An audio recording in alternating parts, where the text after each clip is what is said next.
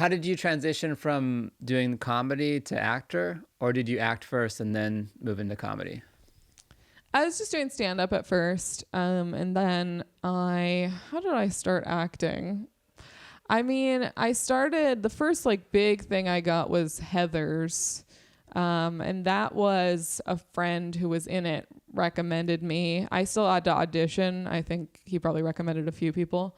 But that was like the first acting thing I did. And then I also had a commercial agent from fairly early on. And so I did a few commercials, and, I always was like, yeah, I'm open to all of that. You know, I never thought of myself as an actor until people started. I mean, it's just the LA thing, right? It's like, you know, it's like you're here. Yeah. And so people see you do stand up and they go, I mean, it's probably part of why I do so many things, right? As in LA, everyone wants to kind of do everything. You know, not a lot of just pure straight stand-ups in LA. Yeah, that's New York. Yeah, so it just kind of happened. And I haven't done a ton, you know, but I've done enough here and there, and mostly commercials. Yeah. It is interesting, like people you meet and they nudge you just a little bit this direction. They're like, but what about this? Yeah. A lot of LA is, what about this? Have you thought about that?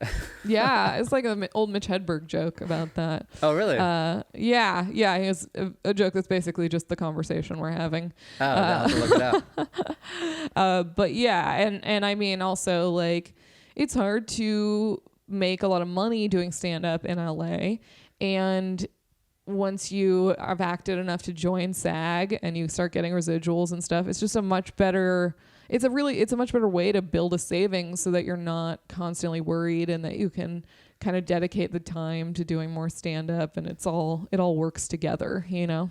Yeah, it's like a self-reinforcing cycle. You get healthcare, you're in the union. Oh man, the years where I've made enough to get healthcare, I feel so cool. Yeah.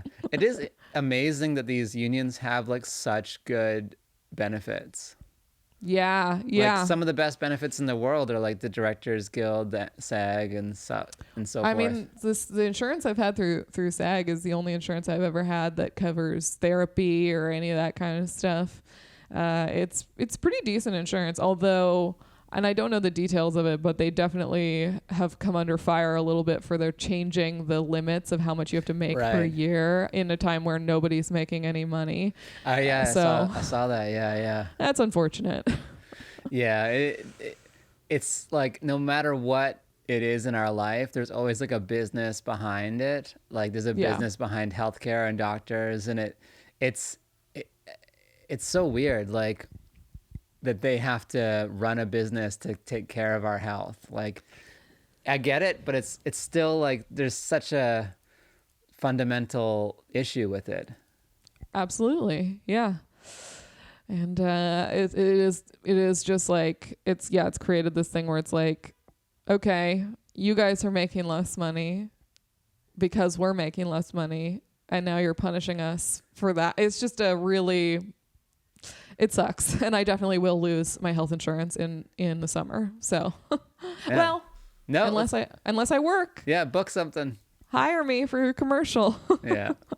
Did you go at some point take an acting class?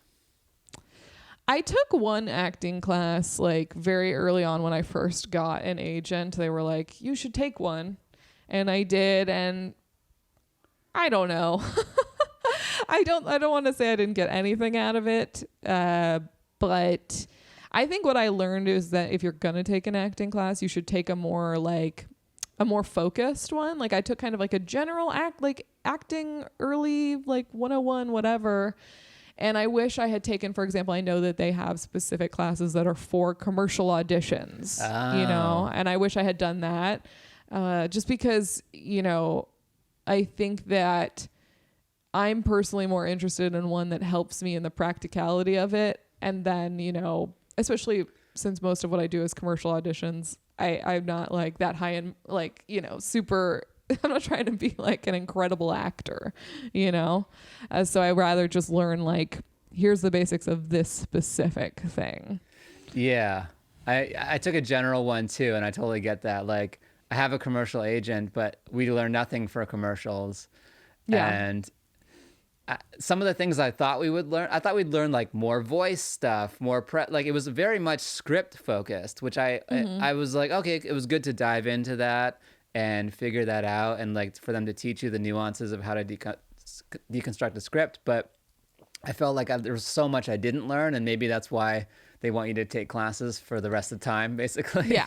I mean, they're not going to teach you everything because they want you to keep signing up for their classes.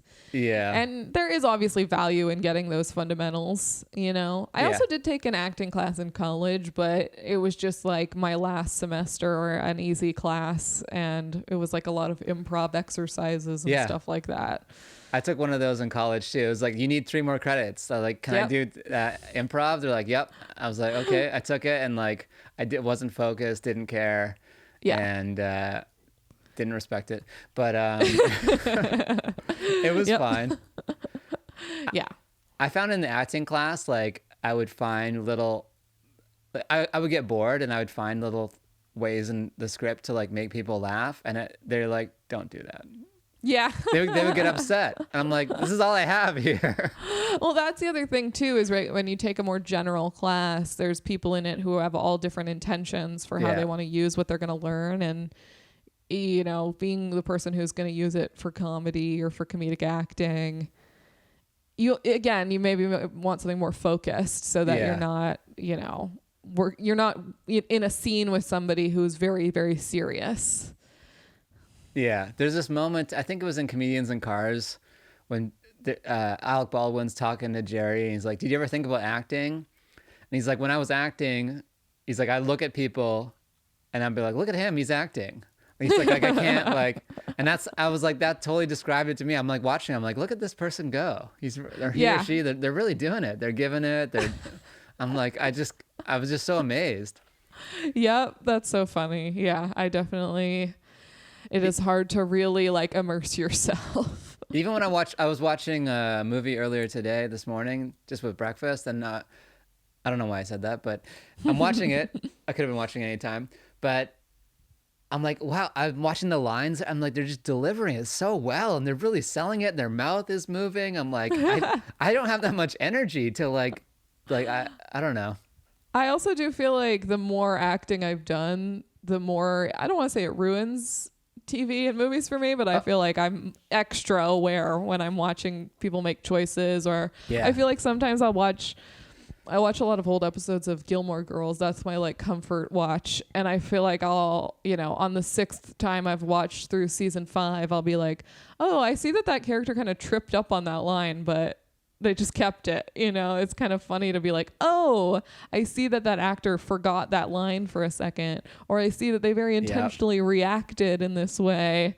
And I sometimes go, I wish I could just watch it like a normal person.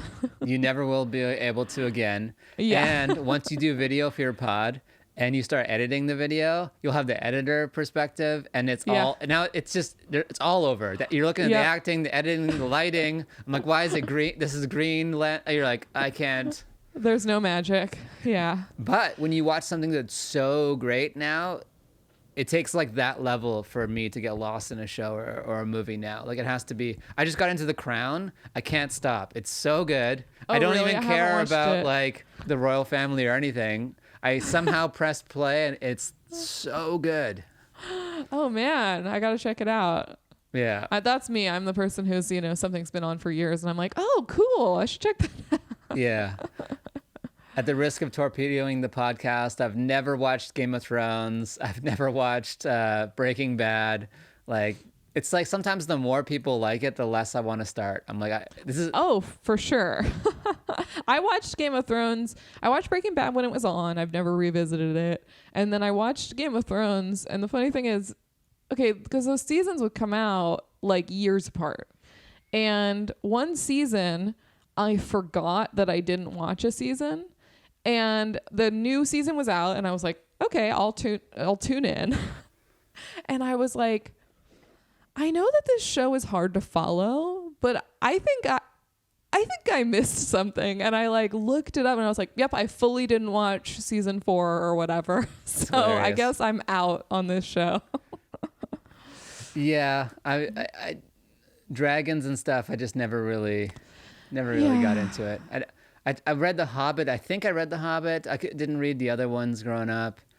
I did not. I kind of enjoyed the movies as like a spectacle, but like I'm not like, I don't know like the backstory. I enjoyed those movies in the same way that like it's like everyone just saw those because they were the big movies. Yeah. It wasn't like I was like, oh, I'm so excited about this particular genre. You know? Exactly. Or like I wasn't excited about the adaptation. Like, right. Yeah, like I've been waiting for this because I know the characters. I didn't know anyone other than I think the Bilbo. I think everyone knows Bilbo.